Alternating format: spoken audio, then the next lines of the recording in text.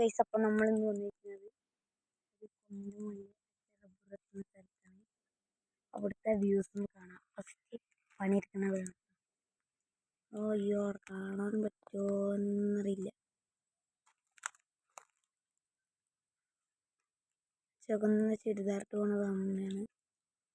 അച്ഛൻ മുകളിലതാകും. അപ്പം ഇനി ഇതിൻ്റെ താഴത്തെ വ്യൂസ് കണ്ടോ. ഇതാണ്. ഇവിടെ എന്തോ നട്ടുണ്ടാക്കുന്നുണ്ട്. റബ്ബർ തൈകളാണ്. ഇത് അങ്ങോട്ട് നോക്കി എന്താ കാണാം. ഇതൊക്കെ ഇവിടുത്തെ കാഴ്ചകളാണ്. വീഡിയോയിൽ കാണുമ്പോൾ അത്ര രസം ഉണ്ടാവില്ല.